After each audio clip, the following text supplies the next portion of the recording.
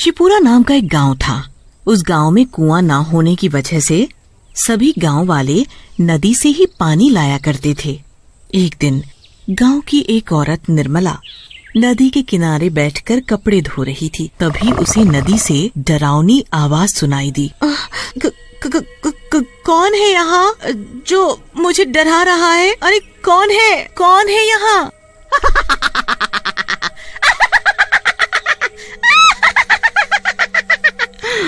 मैं हूँ, मैं। चुड़ैल भागो यहाँ से, भाग जाओ यहाँ से। निर्मला अपने कपड़े छोड़कर गांव में भाग जाती है। अरे ओ गांव वालों, सुनो, उस नदी पर मत जाना, उस नदी में एक चुड़ैल है। अरे क्या बोल रही हो बहन? चुड़ैल नदी में? सुबह ही तो हम सभी औरतें उस नदी से पानी भरकर लाई हैं, तब तो कोई चुड़ैल हमें दिखाई नहीं दी। कहीं तुम नींद में तो नहीं हो? अरे तुम लोगों को मेरी बातों पर यकीन नहीं है ना, तो खुद ही जाकर देख लो। हाँ भाइयों, चलो तो जरा नदी पर, हाँ, देखें कैसी चुड़ैल है। सभी गांव वाले नदी पर जाते हैं, पर वहाँ कोई चुड़ैल नहीं दिखती। अरे यहाँ तो कोई चुड़ैल मुड़ैल नहीं है, निर्मला को कोई वहम हुआ होगा। चलो भाइयों, अपना काम करें, हाँ? गांव वालों को नदी पर कोई चुड़ैल नहीं दिखती। फिर सभी लोग वहाँ से चले जाते हैं। अगले दिन सुबह सुबह सभी नदी पर आते हैं। कोई पानी भरने आता है, कोई कपड़े धो रहा होता है, तो कोई उसमें नहा रहा होता है। चुड़ैल नदी के अंदर थी, तो वो ये सब देख रही थी। ये सभी गांव वाले फिर नदी पर आ गए। ये ऐसे नहीं मानेंगे, इनका कुछ न कुछ तो करना पड़ेगा। तभी नदी पर गांव का एक आदमी सुखिया नहाने के लिए आता है।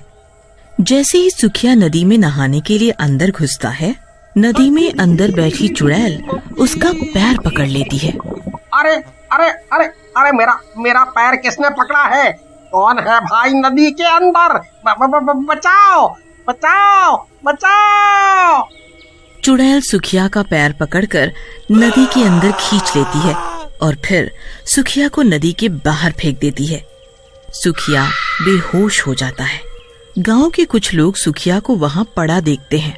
सुखियो, ये तुम्हें क्या हुआ? अरे ये तो बेहोश है, इसे इसके घर ले चलो। जब ये होश में आएगा तब ये कुछ बताएगा ये बेहोश कैसे हुआ है। सभी गांव वाले उसे उठाकर उसके घर ले जाते हैं। जब सुखिया होश में आता है तो उसके साथ क्या हुआ सब बताता है। भाइयों, मैं सच बोल रहा हूँ, नदी में कोई तो था जिसने मुझे नदी में खींच लिया था। अरे ये क्या हो रहा है? पहले निर्मला और अब ये सुखिया, तुम दोनों का दिमाग तो नहीं खराब हो गया? तुम लोग मेरी बात पर यकीन क्यों नहीं करते? मैं सच बोल रहा हूँ। अरे भाइयों, देख नहीं रहे कितनी भयंकर गर्मी पड़ रही है। गर्मी की वजह से सुखिया बेहोश हो गया होगा और कुछ नहीं। हाँ, तुम सही बोल रहे हो। ये सुखिया तो कुछ भी बोले जा रहा है। फिर सभी गांव वाले वहाँ से चले जाते हैं। कोई भी सुखिया की बातों पर यकीन नहीं करता। फिर भी सभी लोग नदी पर जाते, वो भी वहीं कपड़े धोने लगती हैं। तभी उस चुड़ैल की भयानक आवाज आती है और सभी औरतें वहाँ से भाग जाती हैं। ये लोग नहीं मानेंगे, इनका कुछ तो करना होगा। हाँ। नदी पर जो कचरा पड़ा होता है, वो कचरा उठाकर आधी रात को चुड़ैल गांव वालों के घर पर फेंक आती है। अरे सत्यानाश हो उसका, जिसने मेरे घर पर ये कूड़ा फेंका। अरे कोई है? मेरे घर पे कूड़ा किसने फेंक दिया? देखो जी, किसी ने हमारे घर पर इतना सारा कचरा फेंक दिया है, भला बताओ। ये सब देखकर पारो और मुरली गांव वालों से लड़ने लगते हैं। वो चुड़ैल फिर से आधी रात को नदी से निकलकर गांव में आती है और अब की नदी से ढेर सारी कीचड़ उठाकर शंकर के घर पर फेंक कर चली जाती है। सुबह होते ही रानी, ये अजीब सी बदबू कहाँ से आ रही है? हाँ जी, बदबू तो मुझे भी आ रही है। ये बदबू शायद बाहर से आ रही हो। दोनों बाहर जाकर देखते हैं तो उनके घर पर ढेर सारी कीचड़ पड़ी होती है। ए, ये कीचड़ किसने डाला मेरे घर पर? इसकी इतनी हिम्मत! ओए, क्या हुआ शंकर भाई, क्यों शोर मचा रहे हो? ए, अरे भाई, जरा यहाँ देखो, किसी ने मेरे घर पर ये कीचड़ डाल दिया है। पता नहीं कौन है वो। अगर पता चल गया ना, छोड़ूंगा नहीं उसे। हाँ। शांत रहो शंकर भाई, किसी ने तुम्हारे साथ मजाक किया होगा। कोई बात नहीं, अभी तो मैं चुप हूँ, पर अगली बार ऐसा कुछ हुआ ना तो उसे छोड़ूंगा नहीं। हाँ। सभी गांव वाले वहाँ से चले जाते हैं। जब रात को सभी गांव वाले सो जाते हैं तो नदी वाली चुड़ैल फिर से गांव में आती है। जब वो चुड़ैल कूड़ा उठाकर लोगों के घरों पर फेंक रही होती है, तभी गांव का एक आदमी किशन लाल अपने घर की खिड़की से उस चुड़ैल को कूड़ा फेंकते हुए देख लेता है। हमारे गांव में चुड़ैल, पर ये चुड़ैल यहाँ क्या कर रही है? अच्छा, अब पता चला, ये चुड़ैल ही थी जो सभी के घरों पर कूड़ा कचरा डाल जाती है। सुबह होते ही ये बात गांव वालों को बतानी पड़ेगी। भूरा के घर पर चुड़ैल कूड़ा डाल कर गई तो वो भूरा सभी गांव वालों से लड़ रहा होता है। हद हो गई अब तो। ये रोज रोज कौन कूड़ा कचरा डाल जाता है, कभी किसी के घर तो कभी किसी के। आज उसने मेरे घर पर कूड़ा डाला, उसकी इतनी हिम्मत, एक बार हाथ लग जाए छोड़ूंगा नहीं उसे। हाँ। किशन लाल ने रात में चुड़ैल को देखा था, तभी वो वहाँ आ जाता है। रुको रुको रुको, तुम सभी लोग लड़ना बंद करो। तुम सभी के घरों पर कूड़ा अपने गांव में किसी ने भी नहीं डाला। ये क्या बोल रहे हो तुम? मेरे घर पर किसी ने भी कूड़ा नहीं फेंका तो किसने फेंका?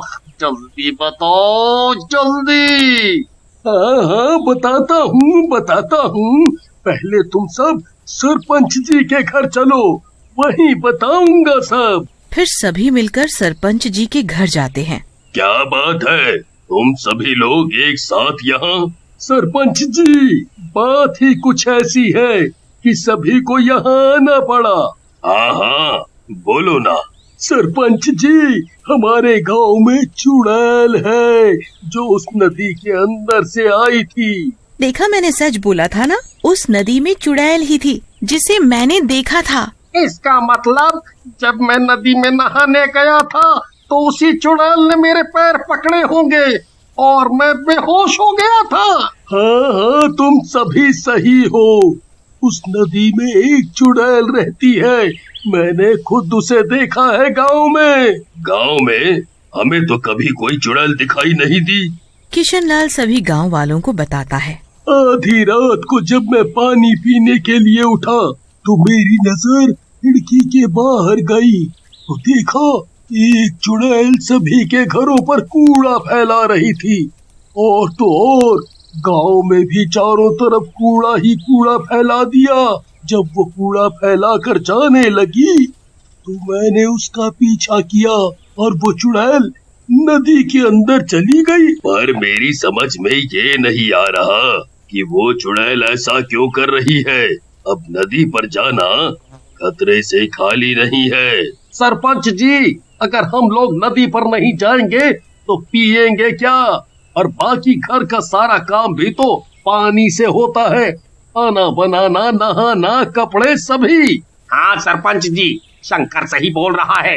हमारे घर की औरतें नदी पर कैसे जाएंगी? और तो और पूरे गांव में एक भी कुआं नहीं है। अगर कुआं होता तो इतनी परेशानी नहीं होती। ये तो बहुत बड़ी समस्या है।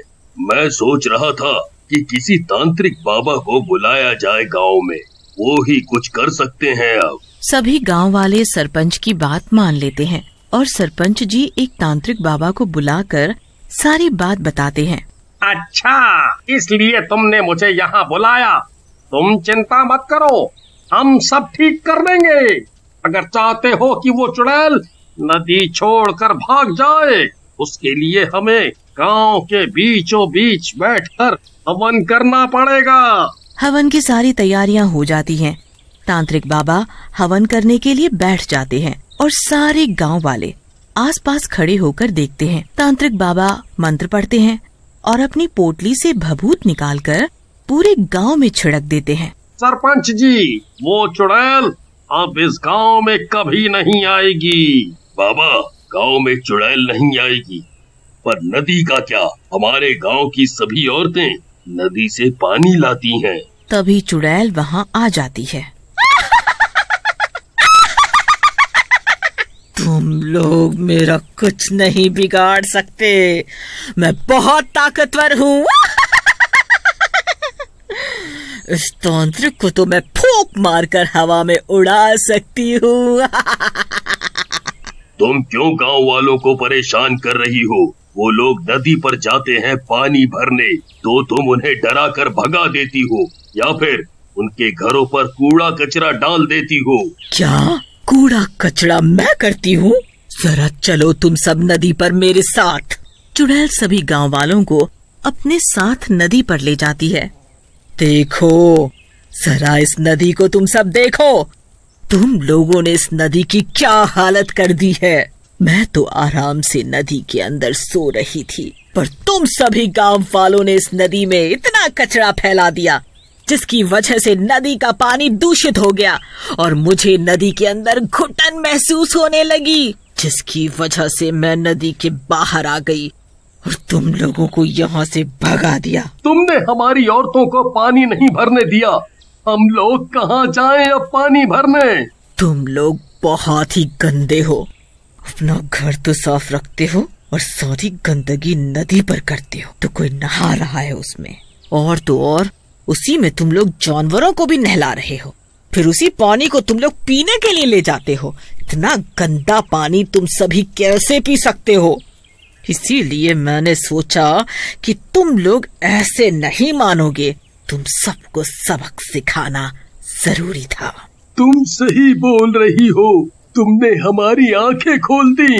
आज के बाद हम सभी लोग नदी पर गंदगी नहीं करेंगे। हाँ, अगर हम सब नदी पर काम करेंगे तो गंदगी तो होगी ही। इसका हल भी मैं बताती हूँ। सरपंच जी, आप गांव में 2-3 कुएं बनवाएं। गांव में कुएं होंगे तो किसी को भी नदी पर आने की जरूरत नहीं होगी। सारा काम घर पर ही हो जाएगा।